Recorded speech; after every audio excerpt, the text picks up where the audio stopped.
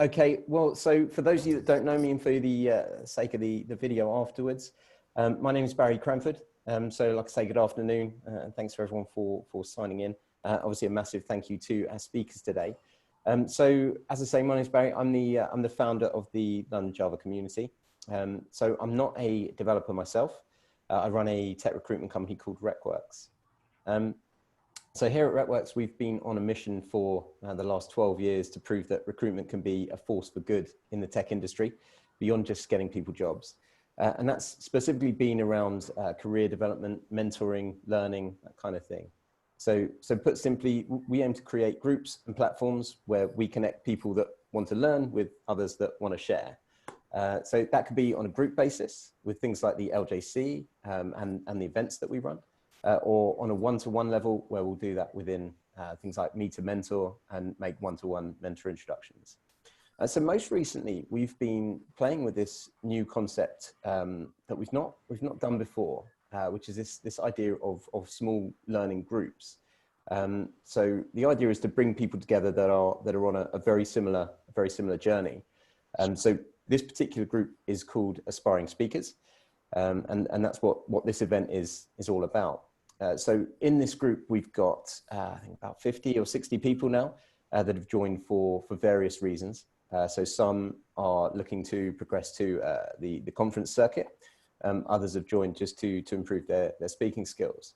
So if anybody is listening and wants to join, talk to me afterwards. I'll be I'll be hosting a small room afterwards to talk about it. But lightning talks for me are the best way to get started as a speaker. We've had loads of people that are now giving keynotes around the world that have started by giving lightning talks at the LJC. So this is at the heart of what we're doing. So we've had, this is our eighth event. So yeah, so that's what today is all about. And that in fact brings me on to our first speaker. So Sarah Su. So Sarah's a cloud platform engineer working with Goldman Sachs, has 3 years experience in software with a focus on Java and Python technologies, and is going to be speaking today on going serverless. So Sarah, when you're ready. Okay, can everyone hear me clearly? Let me start sharing my screen as well. Okay. Share screen. Okay, can everyone see my screen? Okay, perfect. So, hello everyone, I'm Sarah. I'm with the cloud platform team at Goldman Sachs. About 6 months ago, I took a turn in my career from like an application-focused dev role to a more public cloud-focused DevOps role. This has been an encouraging and fulfilling journey, and I'm excited to share with you some of the stuff I've learned along the way. So in today's talk, I'm going to go through an example of building a simple serverless backend using AWS Lambda and AWS API Gateway. So why should we consider going serverless? Once upon a time, when dinosaurs roamed the earth, backend infrastructures had to be planned. Servers needed to be purchased, then provisioned, and eventually maintained and managed. It was a process that could take weeks or even months, requiring not just time, resources, but upfront money. But with the serverless architecture, we're shifting our operational responsibilities to our cloud providers, increasing our agility and giving us more opportunity to innovate. Going serverless allows us to build and run applications and services without thinking too much about our infrastructure. It eliminates management tasks such as patching operating system. Instead, going serverless empowers us, the developers, to really focus on delivering the business logic. So our goal today is to build a serverless backend to manage Pokemons in a Pokemon store. So we can list all the Pokemons available in the store, return a specific Pokemon, or create a Pokemon. Oh. We will use AWS Lambda to store our business logic, DynamoDB as the persistence layer, and to expose our Lambda function as a RESTful API, we will use API Gateway. AWS Lambda is an event-driven compute service where we can write and upload our code.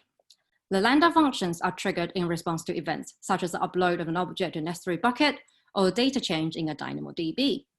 And today, we will use API Gateway's endpoint request to trigger our Lambda functions, as you can see in this diagram. So let's head over to AWS console and see how it all fits together. And I will need to share my console here. So in here, you can see I already have 2 functions created, Pokemon list and Pokemon crate. Let's take a closer look at the Pokemon list function. So this is basically the console for the Lambda. And in here, you can see we have got the designer, the function code, which is basically just an embedded IDE. And we've got our environment variables where we can store the static values, tags, and basic settings. And today I've chosen Python as the runtime, and Python being an uncompiled language, so we don't need to compile locally and re-upload our files to the console to see the changes. Okay, let's take a look at this code. So what we're doing here is we're using Boto3 to create a DynamoDB client, and we're using that DynamoDB client and then the environment variable of our Pokemon store table name to create a table.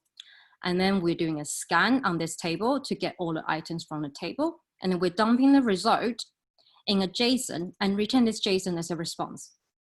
Personally, I really like using the console during my dev work because you have this functionality to sanity test your work. So in here, you can see AWS have created like different type of like dummy payload that you can send to your Lambda handler. You can see there's got the Alexa's one, and you can the Kinesis one, DynamoDB ones, etc. And today, because we are sending we're sending the empty payload to our Lambda handler, we can just go ahead and test. And here we are getting Psyduck and Pikachu back. And let's just do another sanity check with a DynamoDB to make sure that's all the Pokemons we have in our store at the moment. Exactly, that's we only have Pikachu and Psyduck and Pikachu. So as I was saying, Lambda can only be triggered in a response to an event. And we have chosen API Gateway as a trigger today. So what is API Gateway? API Gateway is another fully managed AWS service that makes it easy for us developers to publish, maintain, monitor, and secure APIs at any scale. We can think of it as a front door to our AWS services for other applications to access. For example, you can have like different endpoints from the same API pointing to different backend. So let's go ahead.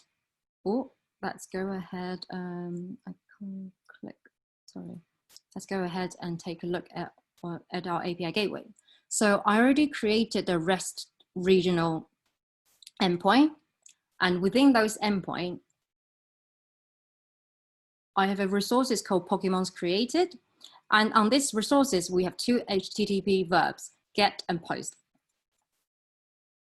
In here, AWS console, again, it was really clearly what is going on with this request. So in here, we have our client, we're sending a GET request, we proxy this request to our Lambda, this handler Lambda we have just seen, processing the request, return the response, we proxy the response and return the response back to the client. Again, we can use the console to sanity test. Because we are not passing anything to our endpoint, we can leave those blank, and hopefully it returns Psyduck and Pikachu again. And, but it's not just enough that we create APIs. We wanted to make it discoverable for our clients through the public internet. So the way you do that is deploy your API to a stage. A stage is just a logical name you can give it to your API. So today I've named the stage dev. You can do it, you can have another stage called production or beta, it really depends on what your use cases are. And I already have it deployed, so let's head over to the stages. And now we have the dev stage, our Pokemon resources, and our get. Basically, every time you deploy an API, API Gateway creates a domain name for you to hit your endpoint through your browser. So let's see what happens when we hit this endpoint in our browser. Now we have Psyduck and Pikachu written as well. So that concludes our talk today. A quick recap. We have used AWS Lambda to store our business logic and make those logic discoverable through the public internet using API Gateway. And finally, DynamoDB as a persistence layer. I hope this talk gave you an idea on how easy an application can be realized if you choose to build it serverlessly. Thank you. And serverlessly is a word I checked. Brilliant. Thank you very much, Sarah. That was yeah, that was strangely relevant because my 5-year-old's just started getting into to Pokemon, so I was keeping up with Pikachu and Psyduck and all the terminology there. Did anyone have any questions for Sarah at all? Someone's just come in from Stelios. How easy is it to write unit API integration tests in a serverless ecosystem? Sarah, you want to have a crack at that? It really depends on like how you define your unit API integration test and like what your backend of your APIs are. So for example, if your backend is like Lambda, you can unit test your Lambda. Or if your backend is like ECS, which is like a Docker image, and then you can do like, you will then have to write different type of unit tests for your Docker image. So I think it's pretty easy out there because like AWS is probably one of the most used public cloud out there. So there's a lot of frameworks being written already. So I would say if you want to go ahead and try out API Gateway, I would definitely give it a go. And personally, I've only used Python called PyTest, which is very easy for you to mock things out. Go also have really easy mocking functions that you can use to unit or integration test. Brilliant. Thanks, Sarah. Really appreciate that. Okay, I'm going to get Jeremy. Are you ready to go next? Or just get yourself set up there. Just before we do, one thing I will say, if everyone can offer some feedback, or rather, if anybody can offer some feedback, it would be great. So Dom's just posted a link in the chat, so you can click on the link to give each of the speakers today feedback. So many of the speakers, it's going to be their first public presentation.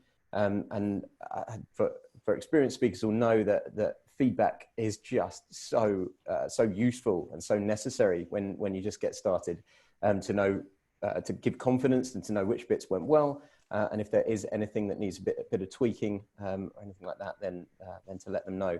So some weeks we get 20 to 30 pieces of individual feedback. Other times, I think last week we only got 6. So if anybody can give feedback, then I'd really appreciate that. Right, without further ado then, I'll hand it over to Jeremy. So Jeremy's going to be speaking on automating your life with Selenium. Sounds a bit ambitious for 7 minutes, but he's a long-term LJC member, currently a data engineer with a background of working in investment banks and working at Goldman Sachs as a VP. So Jeremy, go ahead. Thanks, Barry. My name is Jeremy Chen. I also work with Sarah in Goldman Sachs. So if you see the background of my Zoom, is actually the building that I'm working in. And today I'm going to talk about automating your life with Selenium WebDriver. Before we start talking about Selenium, I want to give some background on why we want to learn about browser automation, including why do we want to learn about Selenium.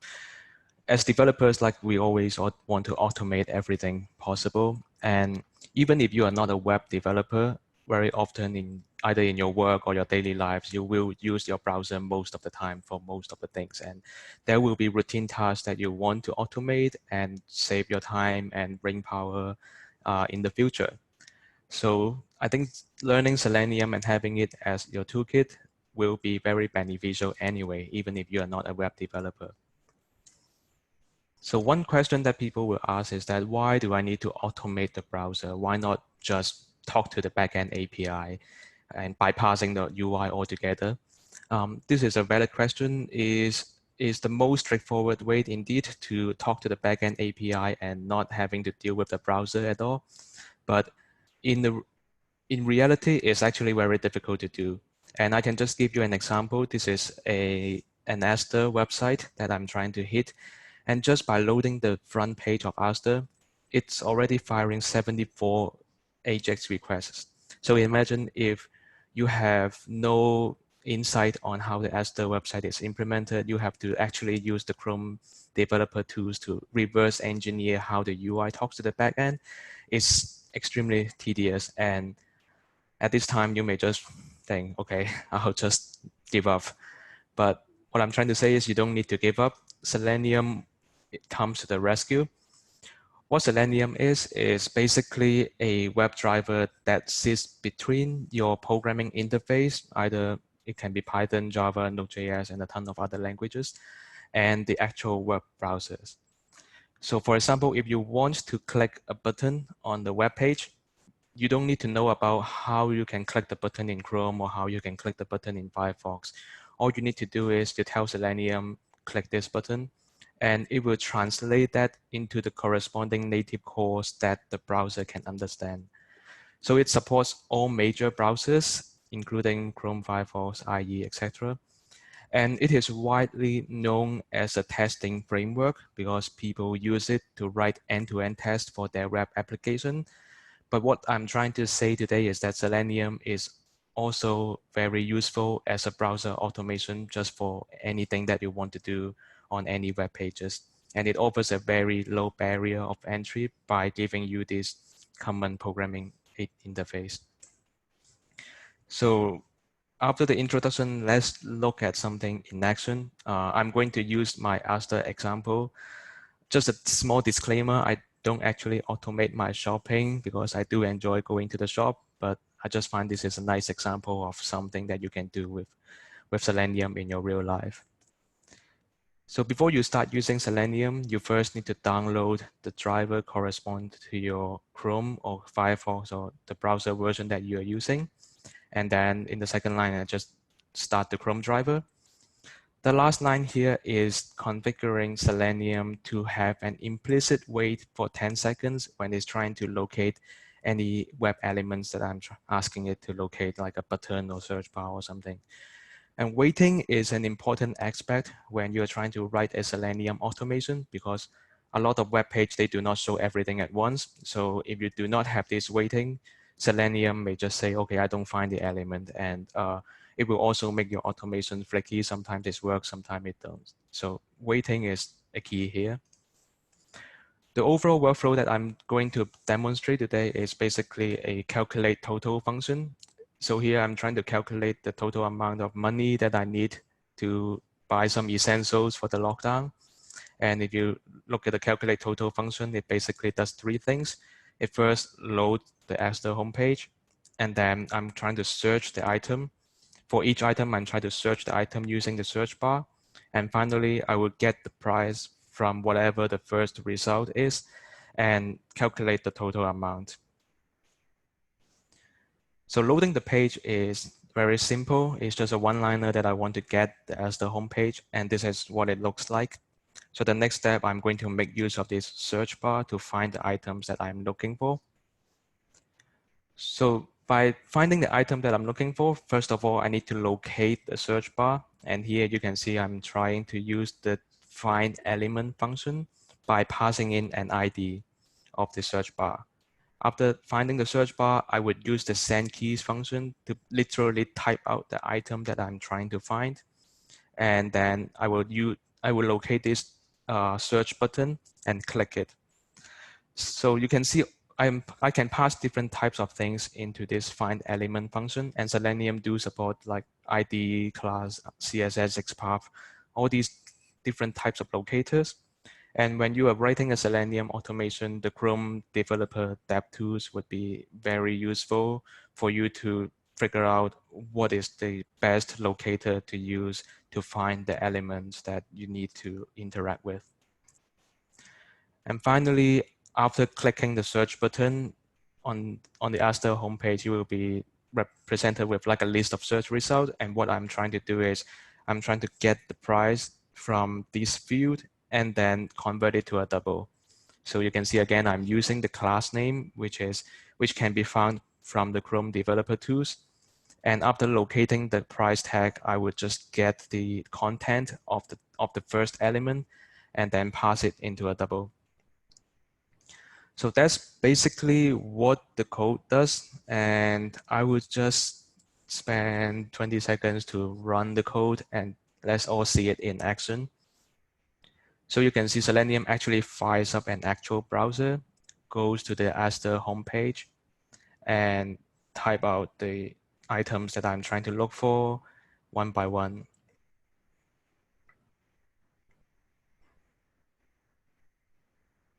Okay, that's pretty much it. So after doing everything, it closes the browser and it returns you with a total number. Thank you. Brilliant. Thank you very much, Jeremy. Appreciate that. Do we have any questions from anyone out there for Jeremy?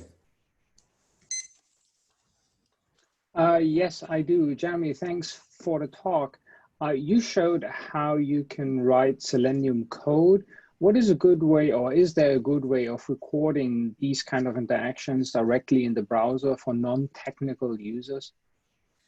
Yes, so Selenium, basically Selenium itself is a suite of 3 tools. The one is Selenium WebDriver, that is the one that I'm covering today, which is for you to write code. And they also have a Selenium IDE, which has an embedded environment for you to kind of like record the macro, like what you used to do in Excel, VBA. So I haven't tried the Selenium IDE myself, but it's very close to what you are looking for. Okay, thank you. Brilliant. Thanks, Carsten. Thanks, Jeremy. Just a reminder of the link should be in that chat window for everyone there. If you've got any feedback at all for Jeremy or for Sarah, please do share it, even if it's just a few bullet points, just a few, great, well done, great presentation. Anything specific is going to be great, but anything at all would be really, really useful. So we have Suleyman. You're there? Yeah, I can see you there. Are you ready? Yes. Are you sharing your screen today? Yes, just let me share. Beautiful. So Suleyman, it's a bit of a mouthful in the title here, but I'll see if I can get it. A Guide to the AWS Certified Solutions Architect Associate Exam. Okay, so Suleyman's a software engineer who loves building products, based up in Newcastle, and as of right now is working as a Java and Spring Boot backend developer. So Suleyman, whenever you're ready. Yes. Yeah. Okay. I will just share my journey with the certification. So I started 2 months ago. So I still didn't finish. So I wanted to share my progress, and maybe it will be helpful for you if you just if you are thinking about the certification. So these are the resources that I currently use. So they're all provided by my current company. We had training with a cloud guru, which is a quite popular platform for the AWS trainings. Labs is also quite popular for testing. They also have some videos, but Labs, I think it's usually used for practice testing. And of course, I have AWS resources that are AWS user guides and API guidelines, and there are lots of white papers in the internet as well. So these were the 3 resources that I used, and I'm currently using as well. So the study approach was every week we had to finish 2 different topics, at least 2 chapters in a cloud guru, such as like Route 53 and like EC2. So that was the approach. So I will tell what didn't work for me. I thought at the beginning it was just an associate exam. Associate means I thought it's quite easy and I can easily pass it. So I just watched all the cloud guru videos at once. So it usually took between 4 or 5 hours, sometimes even more, because you don't understand everything at once. So you watch the same video again. And I took some notes, but it was not intense, like I took some notes just to remember, just to do internet search after after I finished the chapter, but it was not intensive. So I don't consider them as a full note. So after I did this, I didn't review each chapter that I finished. So that was the biggest mistake, because when I returned to that topic after a few weeks, I realized that I forgot everything. I also do the practice questions in these labs, but I did it after I finished all the courses, which took 6 weeks for me. So I failed almost every quiz, every practice test for each topic. And it really demoralizes you, it's, you study so much time and you spend so much time, but you don't get the results. You feel overwhelmed. And I took notes for failing topics and also now we'll look at them. Again, that was the biggest mistake for me as well. So I had to review them. That's my suggestion if you want to go for this exam, review your content frequently. And I read AWS user guide for only failed parts. So I didn't read all of them. Like if there is a, if you want to learn EC2, the details about the EC2 instance. So I didn't just go through all the documentation. I only looked for the specific part that I failed for the practice test. And this doesn't work for me. So what seems to work for me, what's currently working? After I failed all the exams, practice tests, I try to understand the bigger picture because AWS is huge and each chapter is just tied to each other. So if you solve a question like database type question, you also need to understand like EC2 instances, how Route 53 works. So it's kind of glued, you know, every chapter is glued. I drew diagrams on my own from scratch because I have photographic memory. It also worked. And I took notes and reviewed them frequently. And I did do WizLab quizzes after each chapter. When I did quizzes, I created my own question bank. It's similar to AWS frequent asked questions. So it also simulates the active learning part. And also studied with Pomodoro technique and just 25 minutes study and 5 minutes break, and did it every day, at least 3 Pomodoros, which if you count it, is 1.5 hours. And this worked for me. So every day with small progress, this approach worked for me. And I don't feel overwhelmed as well. I also read the AWS user guides topic in detail for each chapter. It was quite intense, but it helped me to understand the details and revise the practice tests of the WizLabs. I took my notes and just gathered in the Word documentation. I'm referring it to frequently. I also did the labs in AWS Cloud Guru Sandbox. Also, there is a lab section in WizLab. So you can also use AWS free tier. You can create a free tier account. You can do some hands-on experience because it helps you to remember the scenario because in almost all questions you are given a scenario and you want to pick the best solution in terms of architecture, maybe resilience or cost. If you do practice labs, it helps you to remember these scenarios. This also helped. I mentioned about this question bank and active learning. So this is a kind of example question bank. So when you study, you don't try to learn the content. You just write a lot of questions to yourself. So I created many questions like this, like which performance mode is selected for your default, blah, blah. And I'm reviewing these questions. I don't write answers. I just write questions and try to memorize them. Without looking elsewhere. So if you go through that process more than once, maybe 5 or 6 times, and you start to understand, you start to remember the things or learn the concepts easily. That's what I try to apply. That's and the next step is for me, it's the continue practice test, review my questions, and especially I recognize that if I do it in the morning before work, it's better for me because after work, your mind is quite full because of your day-to-day job. And also, I'm reading the AWS user guide for failed parts at this time because I revised all other content. That's my current strategy. That's my presentation. I hope it will be helpful for you. And if you have any questions, just let me know. Brilliant. Thanks, Suleyman. Yeah, do we have any questions there at all? I have a question.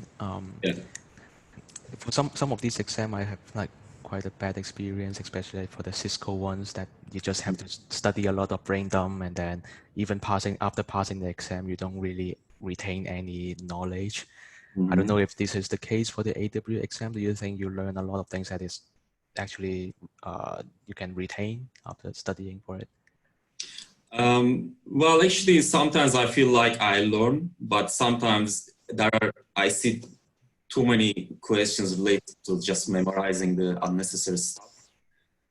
So it's kind of in between, but my knowledge increases when I compare myself, the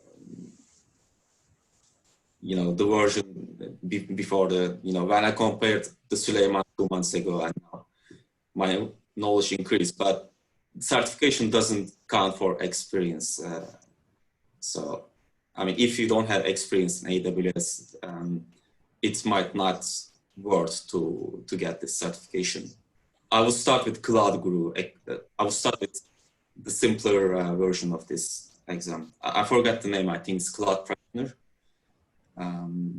If you don't have experience on AWS, yeah. Brilliant. I learned something, but I don't know if it's relevant to real life. That's the question. Thank you. I think the mention of the Pomodoro technique, I think that was a life changer for me. I know on this kind of thing. I came across it through the LJC, I think maybe 10 years ago. But this idea of the 25 minutes on and then 5 minutes off for learning and for getting through this difficult material is just priceless, I think. So yeah, no surprise that that worked well for you. Yes, because if I don't do Pomodoro, I feel like I didn't study enough. But when I do Pomodoro, it just time flies and you see that it's all 1 hour past. So you can track your progress as well. It's quite cool. 100%. Okay, cool. Again, another reminder. I think we've started to see some feedback coming in now. So thank you very much. We've got Craig and SH. Yeah, thanks for that. Please keep it coming. And next we have Anirban. Are you sharing screen, Anirban? Yes, I'm audible. Bro, okay. So Anirban is speaking on MongoDB and NoSQL for banking services. He's been in the digital technology area for almost 15 years in IBM and played various roles such as full stack developer, backend developer, lead engineer, application architect, and cloud and DevOps engineer. And has done a couple of tech talks in his organization, at clients, and at universities. So Anirban, whenever you're ready. Yes, so my actually sharing permission, can you please grant it? I'm not able to do it actually. I see. Hold on 1 second. Okay, yeah, my bad. Host disable attendee screen sharing. Should be able to now. Let me try. I believe yes. Yeah, perfect. So are you able to see my screen? Yes. Today actually, first of all, good afternoon all. Today I'm just going to discuss about a practical journey, whatever we did for a banking application to migrate the SQL Server data to MongoDB. And as he has already mentioned, so I have been with IBM and I played various roles. So that my last project was to migrate the database and also migrate the monolithic application from the on-premise to cloud. So just quickly, okay, 1 minute, yeah. Quickly give you an overview of the existing application, only the database, and it's very simplistic view that user input data from the front end, and those applications are being stored in the SQL Server with different tables, which are like personal info, address, employment, and a single microservice, a single service actually took care of doing the account opening by processing different phases, different actions, which are the validation actions and the customer creation actions, and ultimately account opening and send welcome com. Now I'm just going to how we have we have broken it into the microservice architecture. So just see all the individual services has been broken into microservices, and it was migrated to the cloud. And now every services has the ports. For example, the replica of, for example, the App Store has 4 ports or 4 processor inside the service. And this is actually deployed to Kubernetes to make the application more kind of performant and more decoupled. So we have introduced another concept of microservice, which is a processor microservice, which will just communicate with all the microservices and use a application queue. So that queue has also been developed on top of a SQL Server. So that application contains all the application IDs, so all the separate applications, and those queues, this processor process those requests one at a time. Now the problem was here that whenever we have been running the application for 1 year with the SQL Server, because we have that time not changed or migrated the database to MongoDB or any NoSQL database, we faced some problems. So needs were microservice ports need a distributed database because it's a distributed in nature, but RDBMS is not distributed. Secondly, the fault tolerant database system we needed, because in a microservice area, the application might not be very robust, but it would be fault tolerant. Third, we need a flexible schema, because in a banking application, the regulatory changes are there infrequent. So we have to cope up with all those text-based changes. So for that, we need a flexible schema, and also we need to do a text-based query. Then the application data itself is a document type data. So we need to store somewhere which supports document. And if you see, like RDBMS is not very efficient in this case, whereas NoSQL has efficient vision structure. So we can query on the text data. And in our case, in most of the cases, actually, the ACID property is not very essential. For example, initially we were distributing the data between the tables, but what we could have done, we can just create a single document with the embedded documents and create the data structure. In that case, a single document, we no need to require any kind of table distributions, as well as maintaining the normalization between the table. And ultimately, the problem was with the optimistic concurrency. Why? I'll explain later. RDBMS SQL Server provides a row level locking, but what the MongoDB document level, it does not provide that functionality.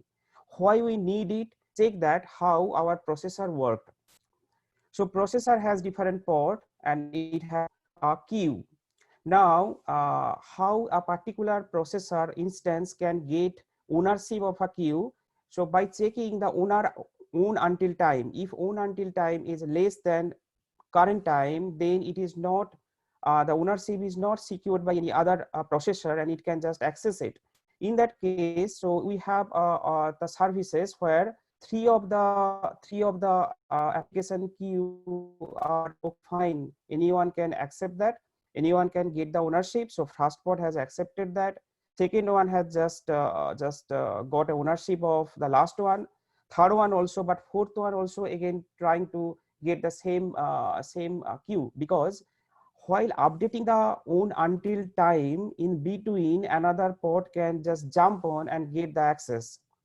So in that case, we have thought of a different type of solution. In a MongoDB or NoSQL perspective, we have a database level locking or the collection level locking. Those both are not very performant, as we are locking the entire database, and so that in a distributed environment, some port are going to be in a starvation mode. They will be able to get the queue to be processed on. and there is only one option was left, which was custom implementation through client library and transaction. So client library implementation we did, but it had a problem. For example, so when client, so what approach we have started, we put a row version to every document. So when client tries to get access of that particular queue, so it just query the row version. If the row version is same with the previous last read row version, it just update the data, it was a success. But in case of data has already been updated, the row version got changed, and in this case it is failed, and it assumed that someone has already updated it. But it has a inherent problem. The problem was MongoDB does not support the concurrency from the server end. So while the one application is thinking that it's okay that no one has updated it, before securing the queue, any server, any process can just update the row, and then it will be failed, and the application will consider that it was successful, but actually it was not. So in that case, we have introduced a transaction-based approach, and thankfully, MongoDB has introduced the transaction for its version 4.0, where if you start a transaction and try to update a database inside the transaction, then if some other process can update the data, so you will get a write conflict. So what happened in this case? Partially we get a solution like this actually. So that's all about the discussion today, and I have a reference. So please go through it, and thank you. Brilliant. Thank you very much, Anirban. Does anyone have any questions out there to ask on that?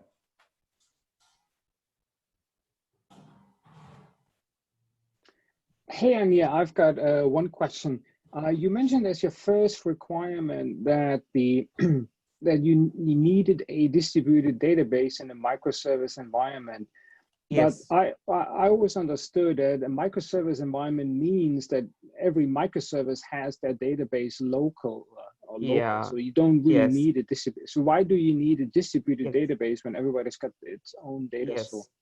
Yeah, in an ideal scenario, yes, the microservice will contain its data, its own data, but you will find out maybe lots of situations where data might be shared with the system. For example, the banking application. So if someone has updated, or a reservation system where someone tried to update the data, then the data should be reflected with other services.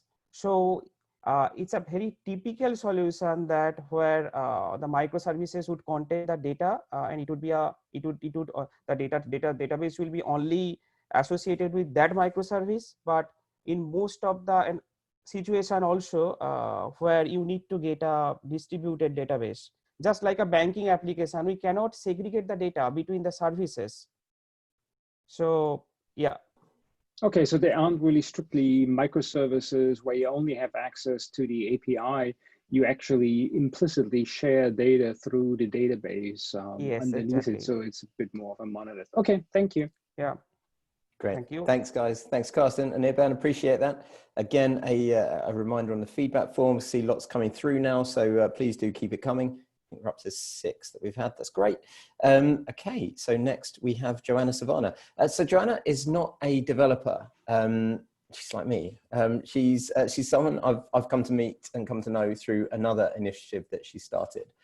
So she's worked in people development in one form or another for over 23 years, including working in training, teaching, HR, people management, and learning and development projects. And she's speaking today, Joanna, I believe it's on Be the Ripple.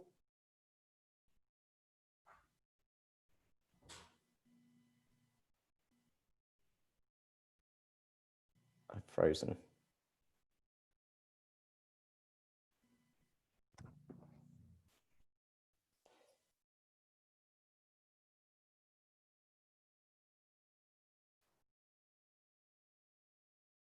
I think she's on mute. Okay, can anyone hear me out there? Yeah, we can hear you. You can hear me? Good. Okay, my screen has frozen. Joe, can you hear us okay? Joanna, you out there?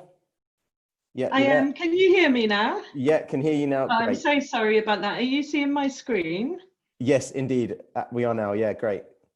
Okay, brilliant. Don't you love technology when it works? Hello, everyone. Sorry for that.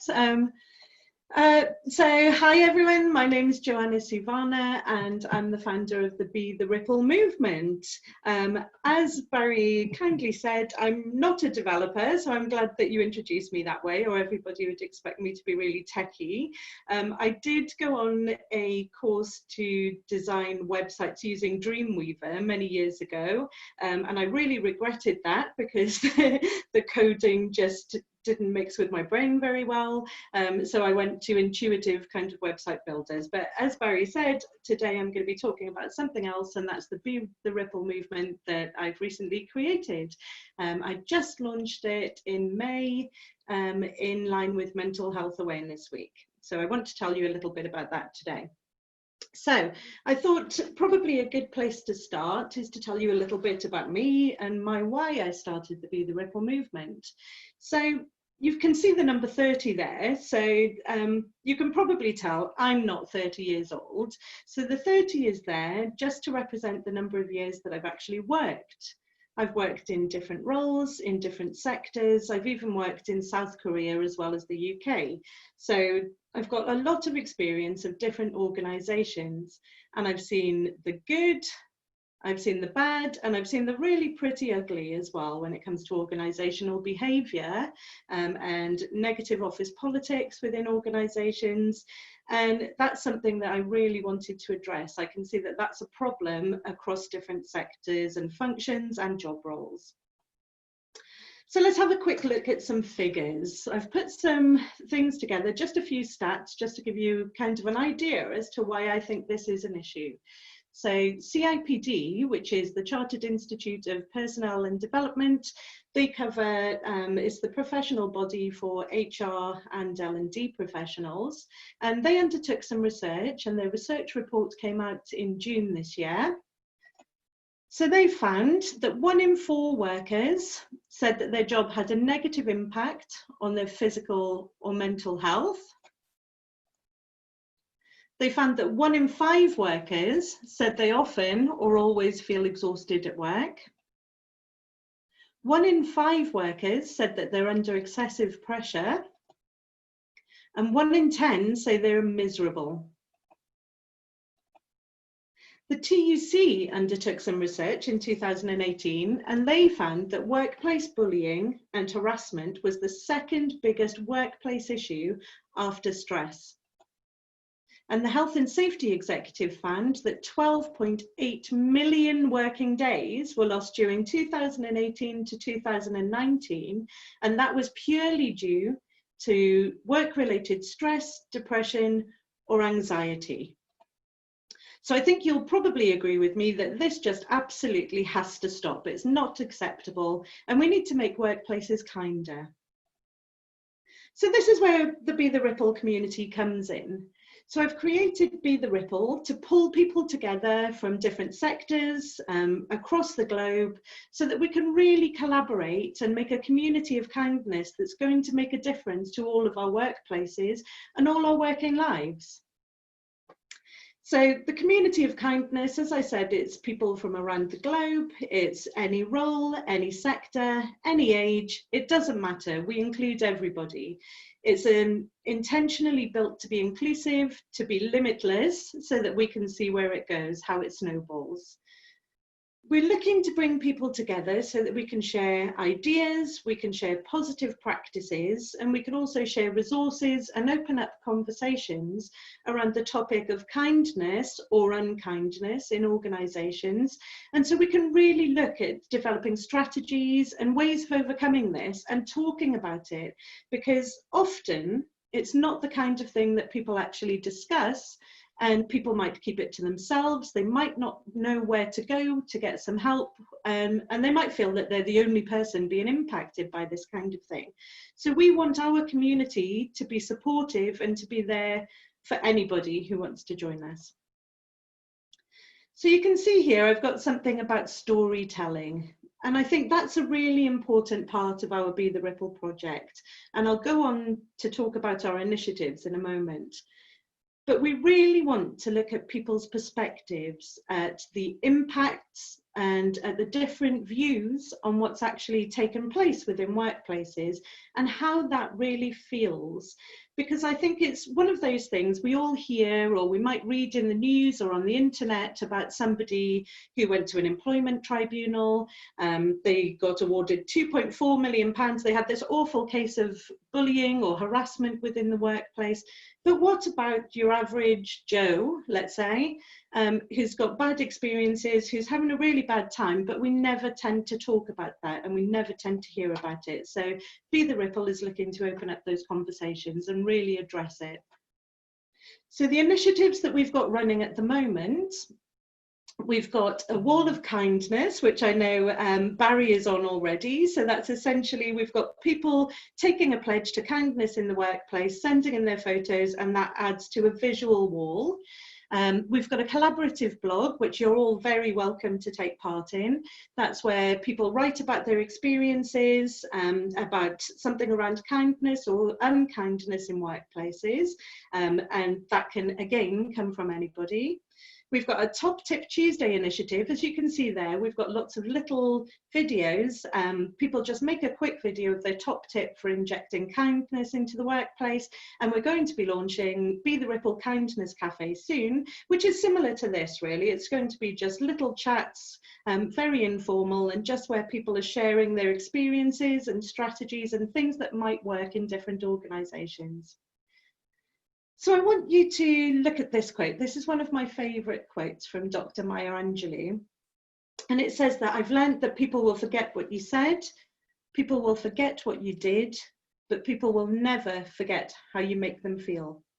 And I want you to think about that for a moment. For me, that is really powerful. I've had some experiences in my life where it hasn't been particularly nice in workplaces, and the feeling of that will probably stay with me forever. And that's what I want us to think about when we're thinking about being the ripple. I want us to think about there being kindness in our workplaces and in every single interaction and every single action, every single conversation that we have in our workplaces. And I really I put the footprints because I thought we all know about a digital footprint. We can all think about that and we can all relate to it. I want us to think about kindness footprints. And what footprints are we leaving behind? How are we really making people feel in the workplace? And I truly believe that together, with enough of us joining together and collaborating, we can be the ripple that makes a huge wave of positive change. And I'd love you to join us. If you go onto LinkedIn and you search for our group, whereas Be the Ripple, you can also find us on Twitter as Be the Ripple 2020. And also you can connect with me. My name's Joanna Sivana, and I'm the only one in the world, so I'll be easy to find. So thank you very much for listening, everybody. And I'd love to take questions if you have any. Thanks very much, Joe. I absolutely love this community. So I came across it as part of something else that we do, which is the London Heads of People community.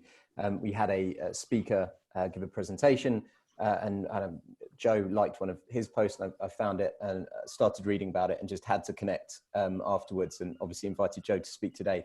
I think it's something that's not discussed enough, and I think it's such an important message. So yeah, we're really keen to support it and starting to drive it into Meet and Mentor and LJC, and yeah, bring kindness not just to the workplace, but I think to communities as well. So yeah, I'm a huge fan of this. So yeah, everyone get on the wall, join the wall, and yes, please do. Get involved. Any questions at all out there for Joe? I have one, if that's okay. Yes.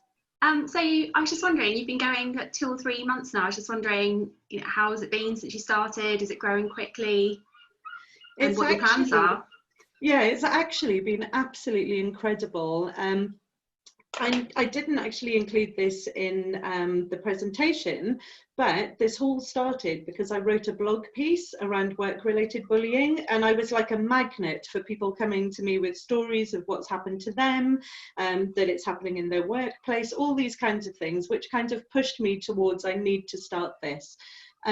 And since then, it's had such a positive impact. We've had so many different kinds. We haven't got any necessarily metrics at the moment because we're so new, but we have had stories coming in, qualitative feedback where they're talking about, you know, their social feeds on Twitter and on LinkedIn have got kinder and more inspirational, for example. I've had somebody who's actually contacted me who I used to work with in South Korea, but she's an American and she's back in the States now.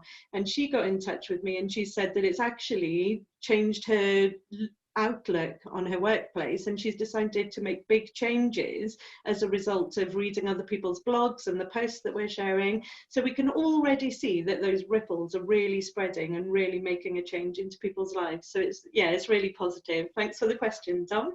That's incredible. Well done. Really, I'm going to check out the website after this. Yeah, please join the wall and Twitter and LinkedIn. Join us everywhere. Great. Thanks, Joe. Thanks, Dom. And thanks, everyone. Thanks to all our speakers for today. Really, really appreciate it.